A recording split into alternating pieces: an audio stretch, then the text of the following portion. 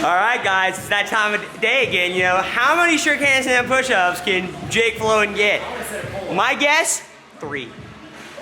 Under 5, under 10, or under 14.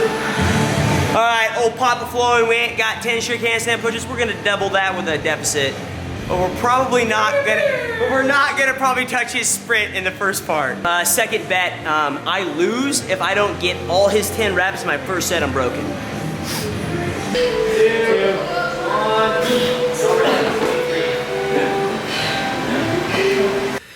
Welcome back, everybody, to some daily content where you get to watch me suffer. And it's not just me suffering. We're not gonna watch a full video of Jake suffering, but I can let you know the end of it, and you can kind of see him suffering, and it's totally worth it. So let's go ahead and get started. First of all, 3, 2, 1, here is Jake doing his final burpees in this workout. So first of all, what is this workout? This workout is a 2-part workout. Number 1, the workout is 2 rounds for time, 30 cal ski and 30 bar facing burpees. And then with the time remaining in the 8 minutes, you do as many strict handstand push-ups as possible. So for instance, right here, Jake finished his 2-rounder in 5:47, and then he has until 8 to do as many strict handstand push-ups as he possibly can. Now, here I am going now. And so, again, I said you the workout, I'm gonna say it one more time. We are doing an 8-minute time cap, 2 rounds for time, 30 calorie ski erg, and a 30 bar facing burpees. And then with the time remaining, we are doing as many reps as possible of strict handstand push-ups. Now, if you watch the beginning of the video where I talk about me making fun of Jake, because there's just nothing quite like working out with guys and making bets with them and making fun of them.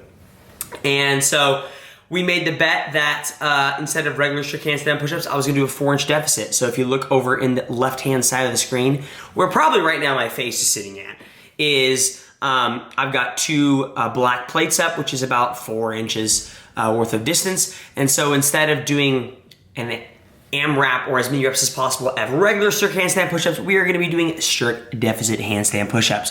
So number 1, the bet was, can I beat his 5, I think it was 5:47, 5, something like that. Can I beat his 5 whatever time on the 2-round workout, which is score number 1. And then score number 2 is how many strict deficit handstand push-ups can I get? And the real question came down to, could I get his full amount of reps, which he got 10 in the 8 minutes. So if he finished at 5:47, that gave him 2 minutes and like 13 seconds to do strict handstand push-ups. He got 10. I love you, Jake. I really do love you, Jake. But 10, you got 10. Anyways, he actually spent quite a lot of time. If I showed his full video, you would actually see the reason why. Reason being is he went full send on the first workout, and then was just, his heart rate was so high for the strict handstand push-ups, he had to sit there and rest for a little bit, which you'll actually see me do also. Like, I'm not gonna put him down for that. Like, I do the same thing. So he got 10 strict handstand push-ups, and so the secondary bet was, could I beat his first score, and could I get all his reps, 10 reps, in my first set unbroken? So we're gonna find out. Spoiler alert, I win that bet. Anyways, let's talk about the actual workout itself now that we've done enough trash talking to take up like 3 minutes and 30 seconds of this video. So, real briefly, if you don't have a ski erg, some scaling options. If you don't have a ski erg, which I understand, like, a ski erg is a piece of equipment that not many people own, and that's totally understandable. If you don't own a ski erg, a row is completely a great sub. Like, I usually, honestly, row, bike, and ski, the way they calculate calories are so close, and so it's so minuscule difference that I usually call it a 1-to-1 ratio. So now, of course, there is the idea that, hey, well, a ski erg is upper body movement, and a lat pull down and a row is using all your legs, and a bike is using your legs. Yes, it's a different movement. I totally understand that. So, you know, if I combined a ski with muscle ups and then a row with muscle ups, it's a completely different stimulus. Same as this. Like, if I had a ski and bar facing burpees, it's a lot of upper body push, and upper body pull. And if I do a row, it's more like upper body pull, upper body push. It still kind of is, but it's a lot less upper body usage on a row. So I understand it's completely different, but we're talking about the amount, how it counts calories, and how it counts calories is pretty similar. So if you don't have a ski, long story short, a row is fine. If you don't have that, a bike is fine. If you don't have that, go buy yourself one. Anyways, obviously, you should have no reason to scale bar facing burpees. Literally, it's a human characteristic. If you were chased by a bear through the woods, okay, and you tripped on a tree stump, because for some reason it always seems that tree stumps trip people when they're running from scary animals or scary people, it's always the tree stumps. If you fall on the ground and you get back up, that's a burpee. So everyone can do a burpee. Now, I understand that 30 burpees or 2 sets of 30 burpees, 60 burpees is a lot.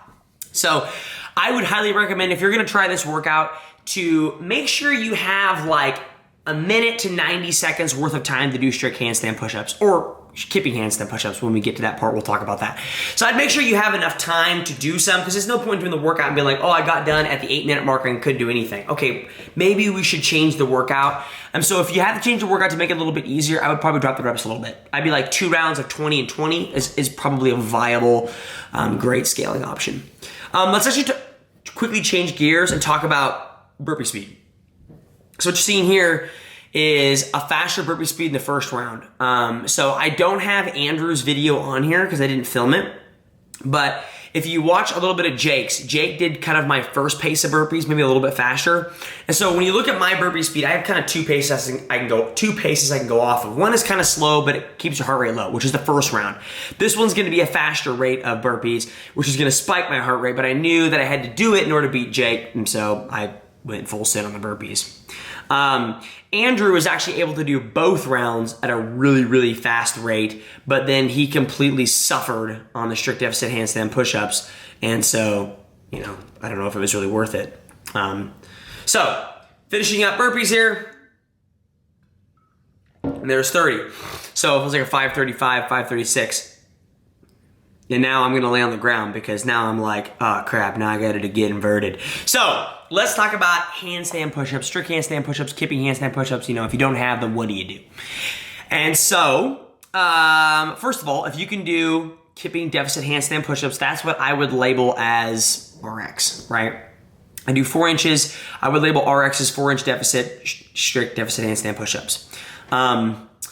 And then from there, I would say one step down from that is do strict handstand push-ups. Jake is doing a lot of strict handstand push-ups because that workout really kicked him in the teeth when it came to the open workout. Was like, was that 19 point something or other? Who cares? Anyways, that one really kicked him in the teeth. So he's trying to practice that a lot. So he's doing that. Now, one step down from that is if you can't do strict deficit, if you can't do strict handstand push-ups, let's say you can do strict handstand push-ups, but you're not great at them, put an ab mat down below. Like increase kind of like, instead of a deficit, go the opposite direction and give yourself like, almost like a table to put your head on. So put like maybe a plate and an ab mat, make it a shorter range of motion for your strict handstand push-ups. If you can't do strict handstand push-ups whatsoever, I would say practice them for the open. Highly recommend that. Second thing is just do kipping handstand push-ups. Like people might be asking, well, why not just do kipping deficit? No, just do kipping. Like keep it simple for yourself. So that's the handstand push-up discussion. I am finishing up. I think I got like 50 seconds left. I was able to get 10. I think I get 12 in the first set, just to rub it in Jake's face. And now you're gonna see me fall apart. I fall apart. You caught me off guard. I know I should quit my job and sing full time. All right, nearing the end here. Let's see what else is there to talk about. We talked about scaling options. We talked about subs in case you can't do it. Like I mentioned, make sure you choose a rep scheme for the ski and the burpees that gives you a minute to 90 seconds worth of work time in the end. There's no reason to take up the full 8 minutes. So if that's 25 and 25 for 2 rounds or 20 and 20 for 2 rounds, I would just recommend the number should stay the same. So whatever you choose for ski cows, choose a number of burpees. So just choose a number that you think you feel comfortable with.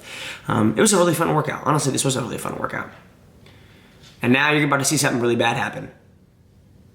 That, ladies and gentlemen, that right there is called muscle fatigue. Good job, Jacob. Anyways, guys, thanks for watching. If you want to watch a video similar to this, click right here. Other than that, thanks for hanging out. We'll talk to you guys later. See ya.